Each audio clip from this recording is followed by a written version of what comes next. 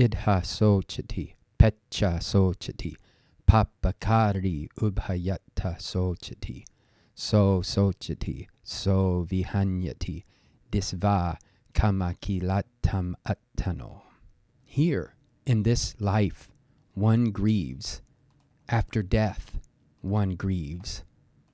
The one who does evil grieves in both places. He grieves, he suffers, having seen in himself impure actions. So this word idha means here, specifically here in this world, in this existence, in this life. So that's an adverb. Sochati is third person singular present active indicative, to grieve, to mourn. You can compare that with the name of the great Indian emperor Ashoka. So in Sanskrit it takes on this sh sound, but it's the same root word here with the negative prefix a, so one who doesn't grieve. Pecha. So pecha is actually the absolutive of pa and e. Now, e is the verb to go.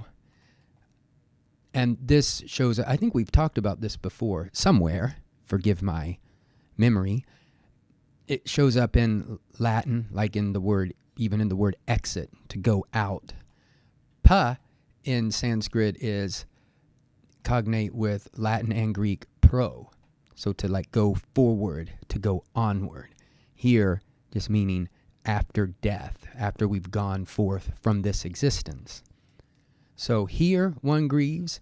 In the next life, after death, after moving on, one grieves. And we're taking this in order. Who grieves? Papakari. Now this is a tapurisa, compound. Kari comes from karing, which means doing. Now that comes from karoti, to do. So one who does, and then what precedes it is the object of what's done. Papa, evil. The doer of evil. Now to me, the doer of evil sounds like a Ronnie James Dio lyric. And that is what this compound means. But just like with the word dukkha, I feel like papa, being translated as evil, actually undersells the word. I think evil is too specific. The word itself seems to be cognate with the Latin patior, which means to suffer. So it's probably, this papa probably is not simply evil, but like negative, just bad actions in general, not necessarily limited to very evil and vile actions, but any sort of negative action. Ubhayatta is another adverb. In both places, or in both cases, but here in both places, these are kind of spatial, at least they're metaphorically spatial. So in both cases, that one mourns. If we take the subject first and look here at papakari, the one who brings about negativity, the doer of evil, grieves here in this life, grieves in the next life, in the next existence, grieves in both places.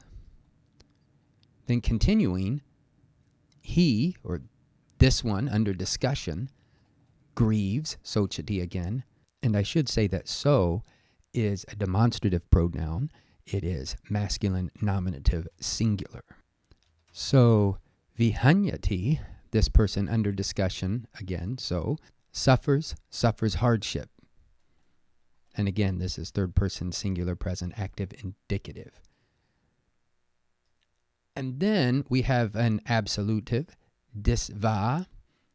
Remember, this is coming from a hypothetical present tense dasati, which means to see. We don't see that form in the present tense. Instead, we see pasati.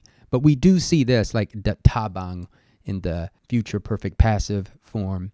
And we see it here in the absolutive. So having seen, And then we get this long compound here, ending with attano.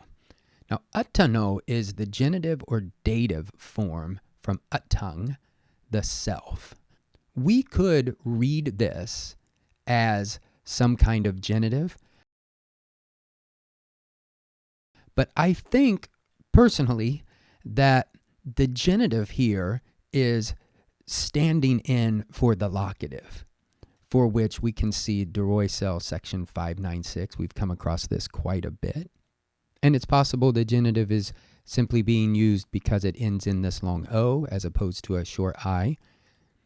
The reason I like the locative is if we were to go to the daily Pali reading of the Tavijja Sutta, that's the Tavijja Sutta part 1, we find this Tasime pancha nivarane pahine attani saman upasato.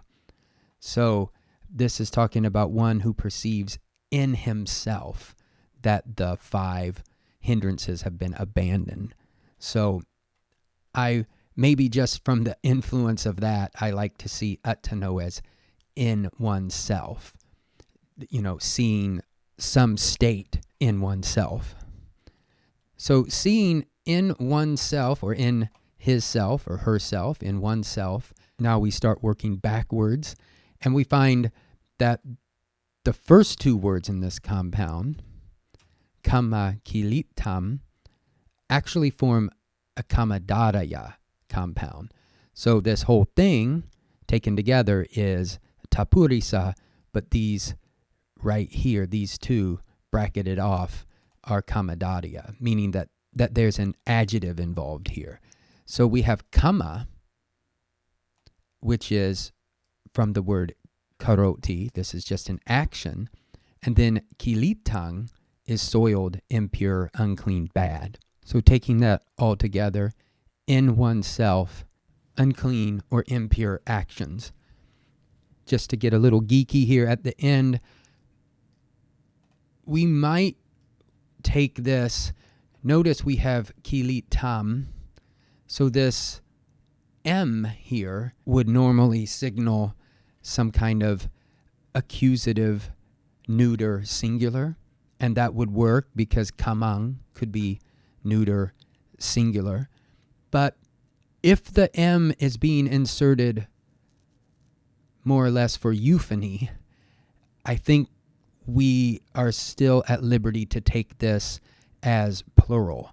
It's possible that the one who has done evil has seen simply one unclean or impure act, but it's also possible that over a lifetime one has committed many unclean and impure acts.